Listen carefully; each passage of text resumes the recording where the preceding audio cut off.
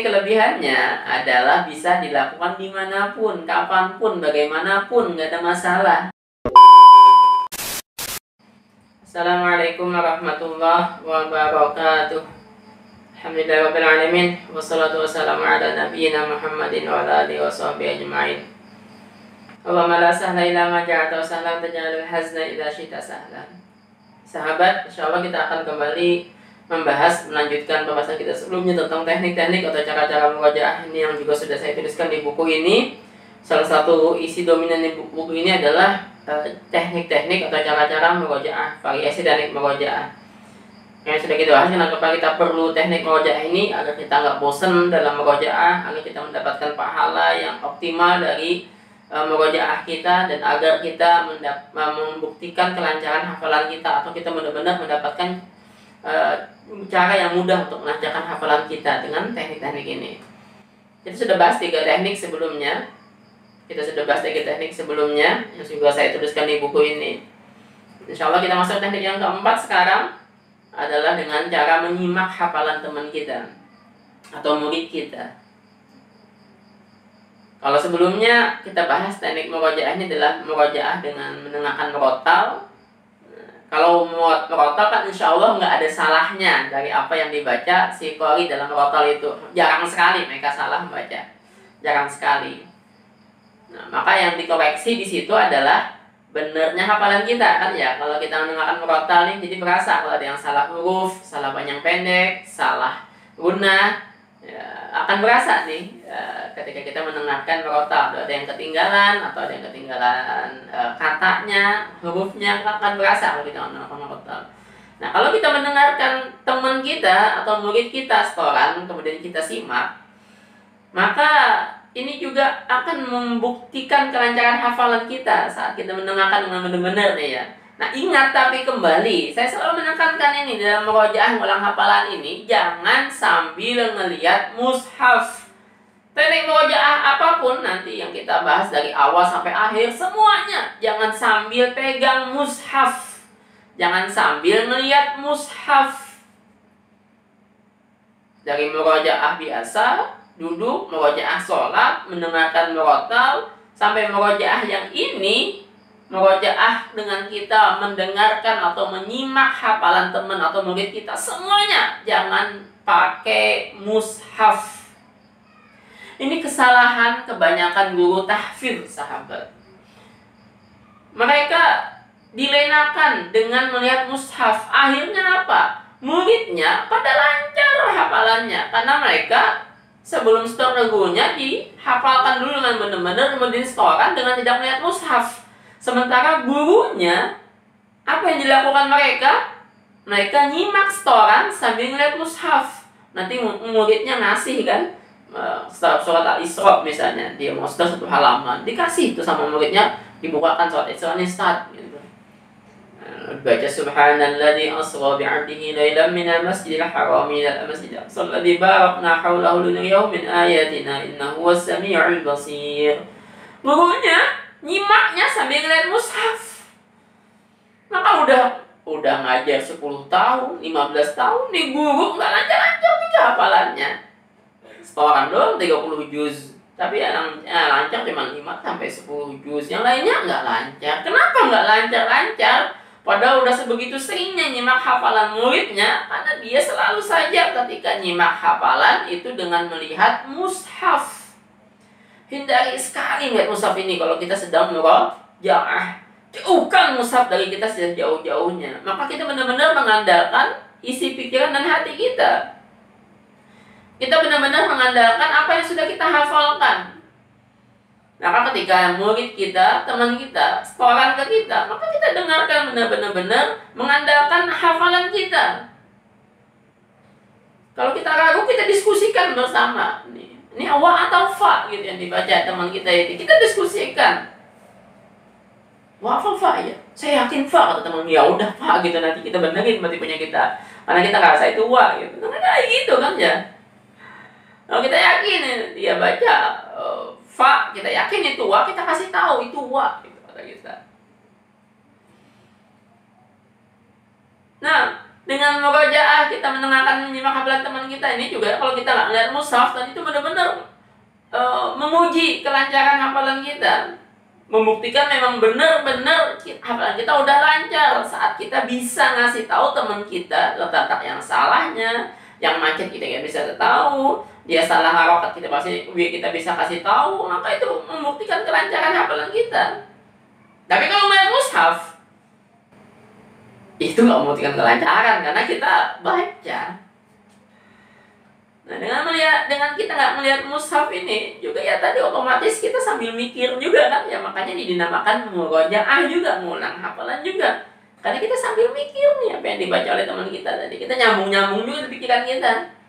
Dia macet diulang-ulang sama dia, kita udah mikir apa sambungannya, oh ya dapat. Nah, makanya dinamakan juga adalah murojaah, ngulang hafalan juga. Syaratnya tadi jangan lihat mushaf. Murojaah ini sangat perlu ikhwah sahabat untuk kita kombinasikan. Cara ini sangat perlu sekali untuk kita lakukan. Jadi kita memang bukan cuma sekedar hafal cangkem. Baik, kita bisa kan hafal cangkem itu. Nah, hafal karena urutannya urut gitu ya. Oh, kita membaca sayaqulu sufaha minan nasi ma wallahum an qiblatihim allati kanu 'alaiha qul lillahi al-masyriqu wal maghribu yahdi man yasha ila siratal mustaqim. Tapi kalau dipotong orang bingung begitu. Kalau dipotong orang ada gangguan atau apa kita bingung karena kita hafalnya cuma hafal cangkem, bukan hafal benar-benar. Nah, dengan kita mendengarkan hafalan teman kita insya Allah bukan cuma sekedar hafal cangkem nantinya. Kita memang benar-benar hafal dengan apa yang kita hafalkan itu. Bukan cuma sekedar hafal bunyi, tapi kita memang akan benar-benar hafal kalau kita sering menyimak hafalan orang lain. Dengan nyimak hafalan ini juga kita akan mengasah otak kita untuk berpikir ayat yang sudah kita hafalkan atau surat yang sudah kita hafalkan ini. Baik sekali ya, Pak. Ini juga saya rasakan mendapatkan kelancaran hafalan itu karena memang dari uslub atau metode mengajar. Kalau saya murojaah sendiri saja, saya yakin akan jauh lebih lama untuk lancar dibandingkan dikombinasikan dengan murojaah sendiri dan murojaah sambil mendengarkan setoran. Tapi ingat kembali lagi ya, jangan sambil melihat mushaf. Macet sekalipun orang yang kita simak, usahakan lihat mushafnya belakangan. Kalau kita juga nggak tahu gitu ya, dia macet kita juga nggak tahu, usahakan loncat dulu lah atau gimana lah dulu sebisa kita dulu. Nah, nanti ngeliatnya belakangan, kecuali memang benar-benar blank apa gitu dalam lihat mushaf. Nah, tapi itu untuk kita ingat-ingat kembali, jangan sampai macet lagi di tempat itu. Ini yang keempat sahabat ya. Nah, yang kelima, yang kelima adalah murojaah dalam pikiran. Murojaah dalam pikiran. Jadi mulut kita diam, telinga kita nggak dengar apa-apa, tapi pikiran kita yang mikir. Nah, misalnya dalam pikiran kita murojaah surat Al-Mujadalah gitu ya. Ya kayak gitu. Murojaah dalam pikiran ini kelebihannya adalah bisa dilakukan dimanapun, kapanpun, bagaimanapun, nggak ada masalah. Kelebihannya itu ya, makanya setiap teknik murojaah ini akan punya kelebihan masing-masing nih. Nah, murojaah pikiran ini kelebihannya itu tadi, bisa dilakukan dimanapun, kapanpun, bagaimanapun, sambil di WC pun, sambil ngeden mau ngeluarin sesuatu pun kita bisa masih murojaah. Karena nggak ada yang membatasi nih ya. Mau kayak gimana pun kita bisa murojaah sambil mau apa tadi? Kondisi yang paling ekstrim menjadi WC bisa gitu, apalagi dengan kondisi yang lebih mudah lagi. Ini kelebihannya, dan orang nggak tahu nih kita sedang murojaah, jadi orang nggak bisa nangkap apa yang kita lakukan. Ini benar-benar amalan yang tersembunyi, selamat insya Allah dari dia. Nah, kekurangannya kurang terkontrol. Itu aja ya. Kekurangannya kurang terkontrol. Kurang terkontrol gimana? Bisa loncat-loncat lah, apalagi kita tadi itu loncat sana, loncat sini lah, bisa nyasar sana, nyasar sini lah. Kurang terkontrol apa? Nggak terkontrol makhorijul hurufnya lah, nggak terkontrol kan ya. maksudnya nggak terkontrol nih huruf apa, nggak terkontrol di situ, nggak terkontrol apa lagi, ya termasuk dengung segala macamnya. Nah, pahalanya juga nggak sebanyak dengan kita murojaah dibantu lisan atau pendengaran kita, nggak sebanyak itu. Karena ini cuman yang berfungsi hanya adalah pikiran kita saja. Nah, lisan kita kan diam, jadi pahala dari lisan kita nggak dapat jadinya.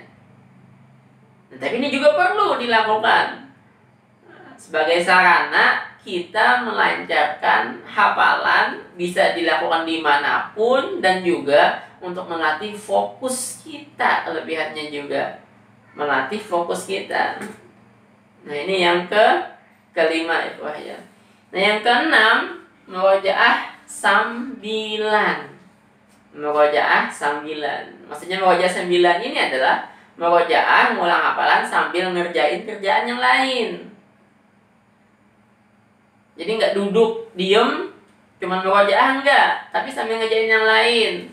Misalnya sambil masak, sambil motong sayur, sambil lipat baju, sambil nyetir, sambil jalan kaki, sambil jemuran, dan sambil yang lain lah, kejadian-kejadian yang lain.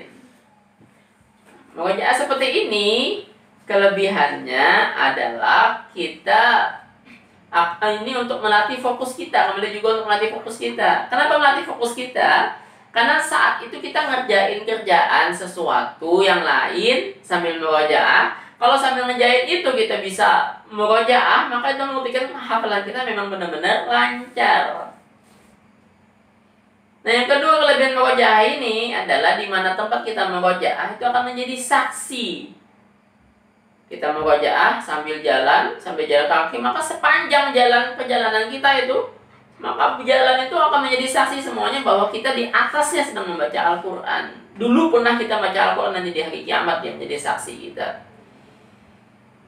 Kita membaca di mana? Misalnya di ruang tamu rumah kita sambil lipat baju, maka akan menjadi saksi ruang tamu rumah kita itu bahwa kita pernah membaca Al-Quran di situ. Kita memurojaahnya sambil di kereta misalnya, maka sepanjang perjalanan kita di kereta itu akan menjadi saksi jalan itu bahwa kita pernah melakukan kebaikan di atasnya. Ini kelebihannya ya. Akan banyak saksi, tempat-tempat yang menjadi saksi kita melakukan kebaikan. Nah, kelebihannya juga lagi, nah ini akan melipat gandakan pahala kita. Ini satu kerjaan kita lakukan ini berpahala, kita masak misalnya. Buat anggota keluarga kita tuh udah berpahala, kita jemur baju itu udah berpahala. Nah, maka kita akan mendapatkan pahala tambahan selain yang itu tadi dengan kita melakukannya sambil murojaah. Daripada mulut kita diem, daripada lisan kita diem, maka kita maksimalkan dengan sambil murojaah. Nah, kita akan mendapatkan pahala lebih, dapat mendapatkan tambahan pahala dengan kita sambil ngejain tadi sambil murojaah. Kelebihannya lagi, kita nggak perlu waktu khusus buat murojaah. Ini yang asik gitu ya. Nggak perlu waktu khusus. Nggak perlu 1 jam sehari, 2 jam sehari, nggak perlu. Sambil aja nih, sambil nyetir, sambil bawa motor, atau sambil nunggu rapat, sambil semuanya. Sambil buka laptop, sambil nunggu loading, sambil kita murojaah gitu. Asik gitu, nggak perlu waktu khusus untuk kita murojaah. Ini kelebihannya. Nah, tapi catatannya memang ikhwah, murojaah seperti ini memang harus dilihat tempatnya. Jangan sampai tempatnya kotor gitu ya. Kita cuci piring sambil murojaah, jangan sampai tempatnya kita cuci piring kotor gitu, jangan sampai.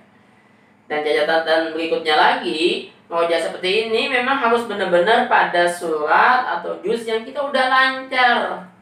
Kalau kita baru-baru setoran, kita baru-baru ngapal surat atau juz itu, kita murojaah kayak gini, aduh susah nanti. Susah, bagi fokusnya susah. Nanti yang ada kita potong sayur, potong tangan lagi nantinya. Kita ngelipat baju, yang ada kita nanti malah pusing. Bawa bajunya malah bawa motor, bawa mobil, dan nanti kita nggak ngelihat lampu merah, nanti terlalu fokus dengan hafalan kita. Maka usahakan kalau murojaah seperti ini, hafalan yang kita udah lancar, jangan yang baru disetorkan. Dan ini adalah cara murojaah yang sering sekali saya lakukan, karena nggak berasa gitu murojaah kayak gini, nggak berasa karena nggak perlu waktu khusus sambil sambil mengerjakan kerjaan yang lain. Benar-benar nggak berasa wajah seperti ini. Ini wajah yang begitu bagusnya kalau kita bisa melakukannya, kalau kita bisa mengistiqomahkannya, insya Allah. Jadi kita akan jauh lebih rajin merojaah kalau kita sambil ngerjain pekerjaan yang lain. Oke, sahabat. Demikian yang dapat saya sampaikan. Subhanakallahumma wa bihamdik, asyhadu an la ilaha illa anta, astaghfiruka wa atubu ilaik. Insyaallah akan kita sambung lagi di sesi berikutnya tentang teknik murojaah ini. Wassalamualaikum warahmatullahi wabarakatuh.